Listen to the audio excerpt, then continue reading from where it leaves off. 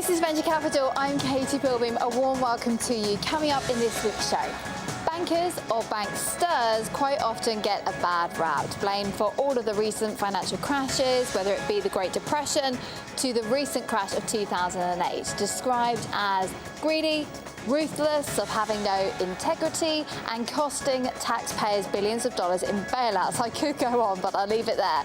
Now, these so-called fat cats, are they ready to change their attitude with the help of God? Yes, I'm being perfectly serious. Details to come, bear with me on that one.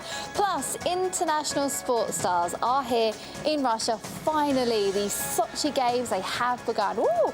And, well, we're going to be joining our reporter who's in Sochi talking about money, though. So we've got loads on the way. Jam-packed show. Do not move a muscle.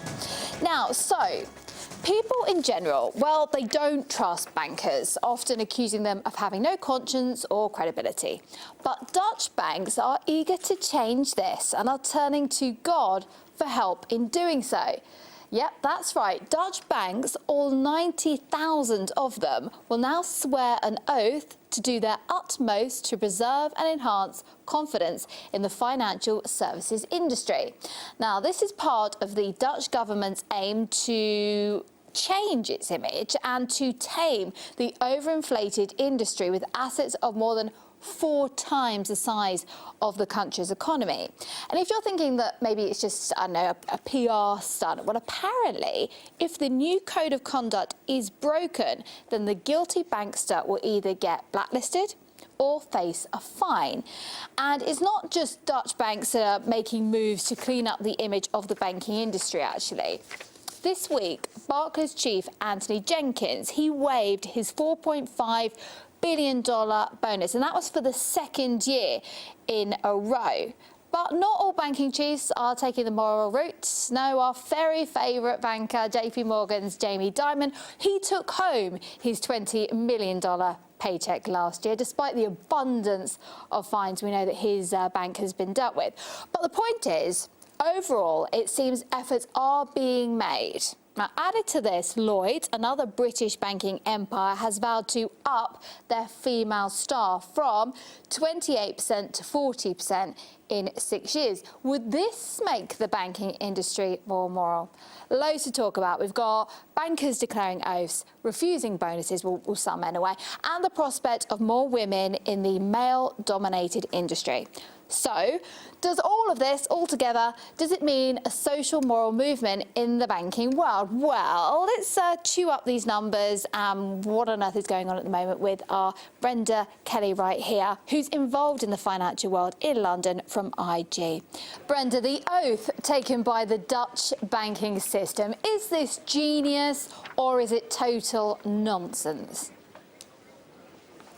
I think it probably falls somewhere in between the two. I think when you look at what has the reputation of the financial sector since the financial crisis, I think it is quite important that we try and change the point of view of some of the employees of banks. And I think in some respects it does help to make it a more discerning profession, particularly in light of what's happened over the last few years. So I think in some respects it is a good thing. I've had interesting conversations with people in relation to the LIBOR manipulation and the Forex manipulation, and some are trying to draw a difference between the two, whereas in fact I think if you feel that you're doing something incorrect or morally wrong, it doesn't really matter whether it's a small or a big thing. It should actually fall under the same category. So in some respects I think this is a good idea and could be a good template for most banks.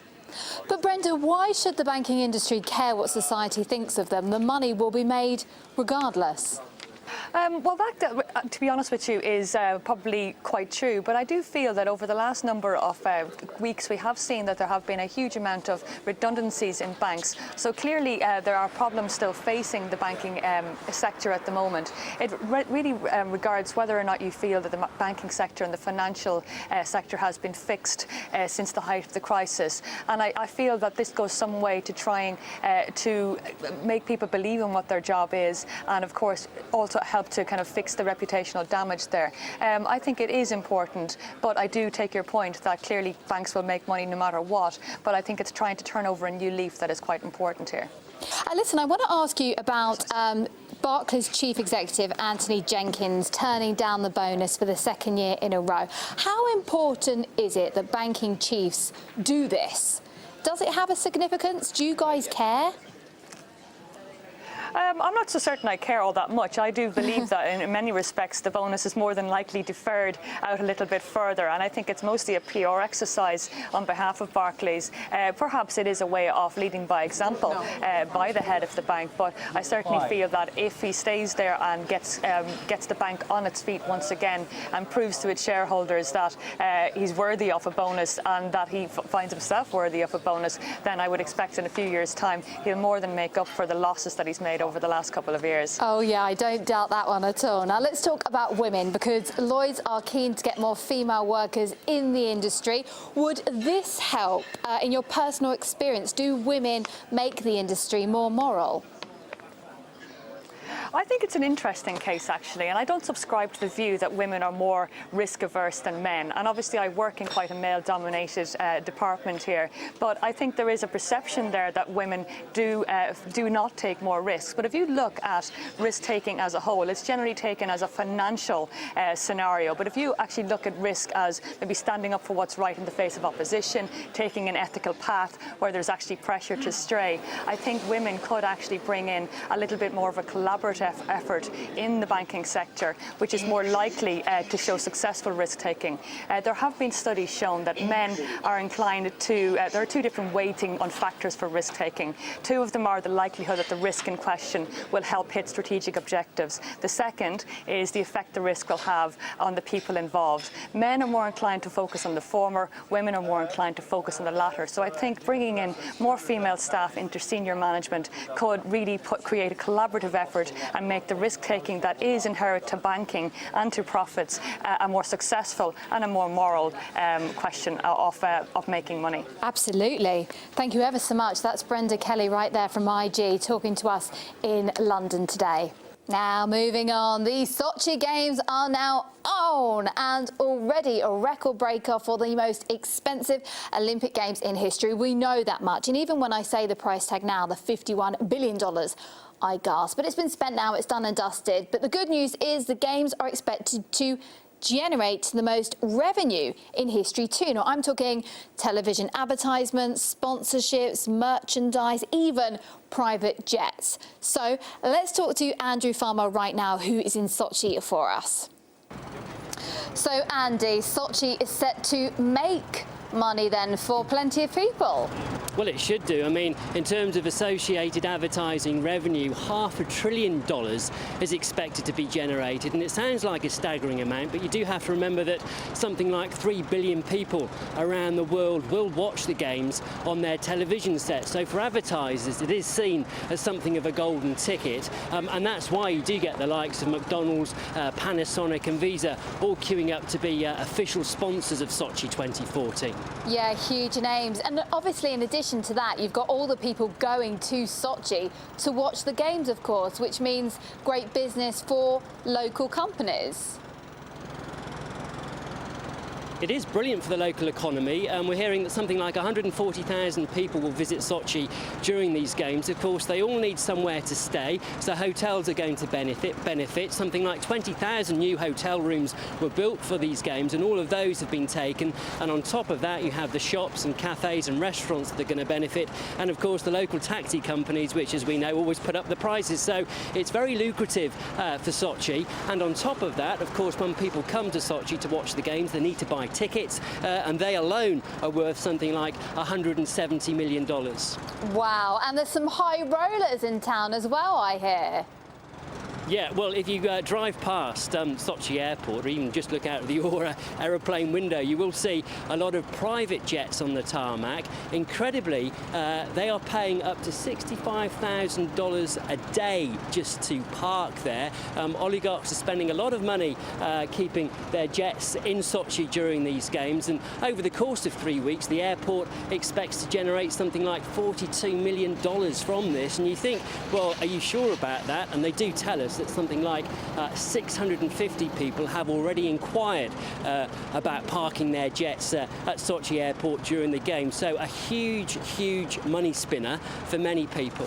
My goodness, that is big money there, Andy. Well, thank you so much indeed. I know you're a very busy man. It's exciting times there in Sochi with the games now underway. Can't believe it. Enjoy yourself. Goodbye.